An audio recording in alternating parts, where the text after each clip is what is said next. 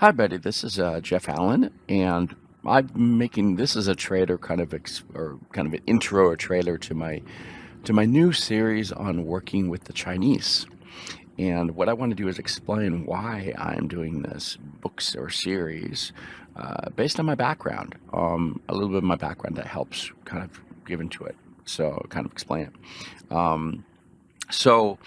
I grew up in a family where my great grandparents, yes, great grandparents going back that far, both of them on my father's side went to China individually as missionaries with the Hudson Taylor, the great Hudson Taylor. Um, and then they got married in China, and then they had kids, and then all of my grandfather and his several siblings all grew up in China, and then they all stayed in China as missionaries too. Probably because it was kind of the place that was home for them. Probably, that's where they felt was home. It wasn't England that didn't seem home to them, or Australia. and then, um, and then my father was born in China, and his siblings too. And then they all were in 1951 when the communist regime took over. They all my father and my father's family went to America because my grandfather's British, of British descent, and my grandmother was American. So, so I grew up actually with my grandparents. Well, my grandparents, every time I visit them, we learned to eat with chopsticks.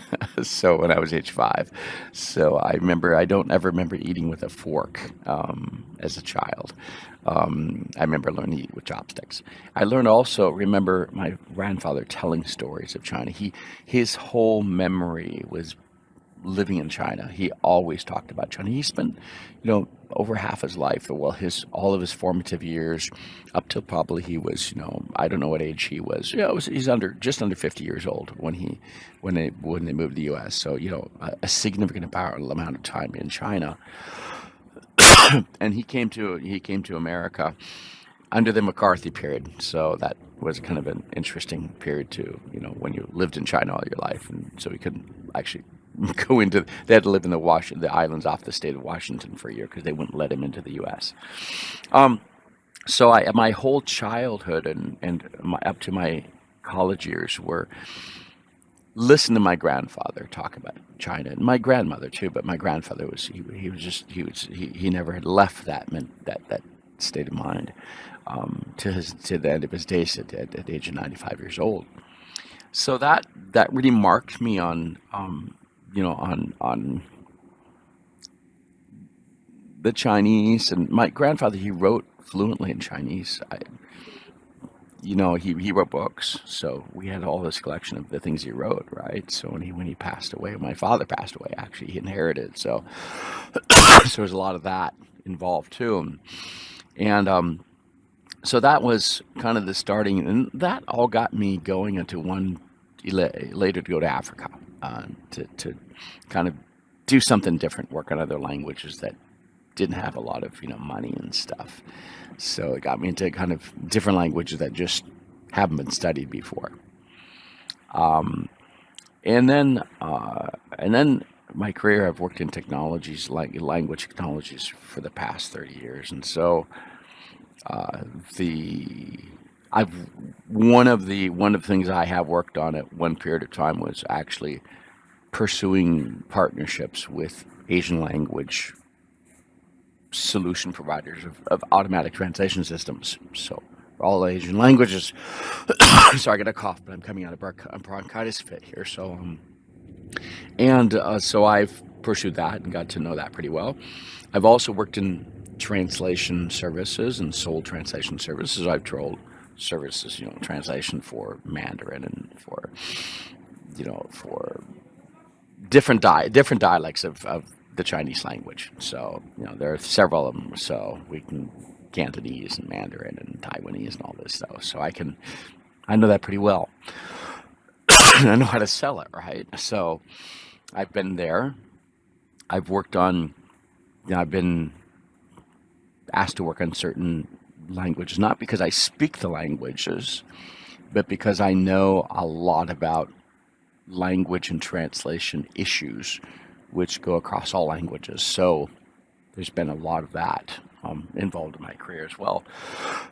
And then to kind of finish up of why I'm doing this was that, sorry, I got a little ding dings here. That's just some notifications on LinkedIn, but I'm not looking at that, so it's just ding dings. And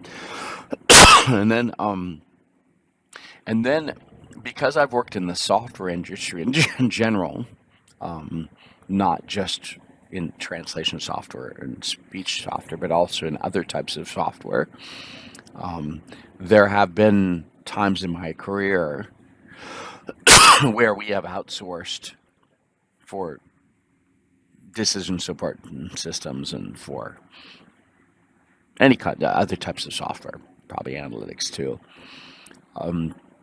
We've outsourced the development, or mainly testing, to teams in China. And then I've actually worked with, I'm thinking about my company where I work for now. We have a whole team based in Shanghai.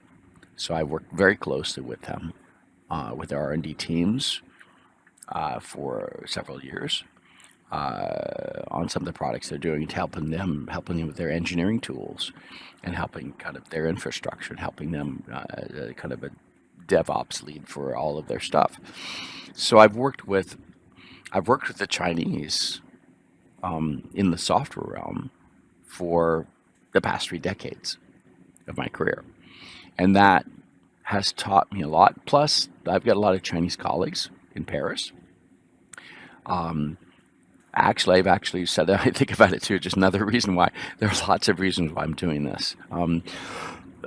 This series, because it's not just one focus, kind of a lot of angles. And then I also, I was the president for 5 years, as the president of the Employee Association for the Employee Association at SAP.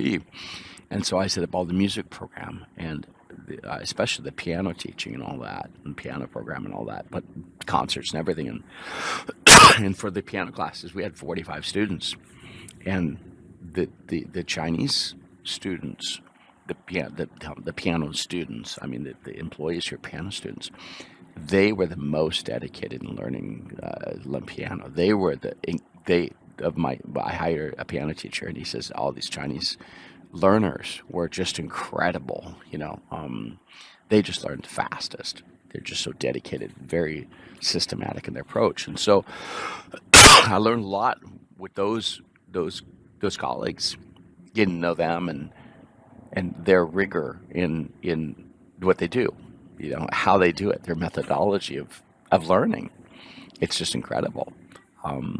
So I've seen a lot of different angles of working with such colleagues and friends, peers. And so I want to talk about this, kind of working with the Chinese from these different angles in this book or video series, to explain, some of the things that have been where they're extremely strong and dedicated and have things that a lot of other cultures don't have. And I want to cover it in different angles in the same way I do all these other books. But I want to kind of shed light onto things that, the Chinese have been kind of denigrated for my scene over my lifetime.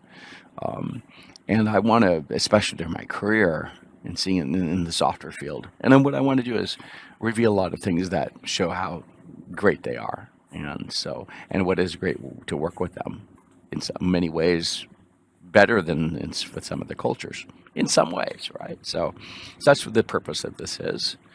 And hope that you look forward to, listening to these other videos. And sorry for bearing with my cough. It's my Halloween COVID cough that I haven't seemed to got rid of yet. I'm still working out with the medicine. So thanks for listening, and thanks for listening to this introduction about working with the Chinese.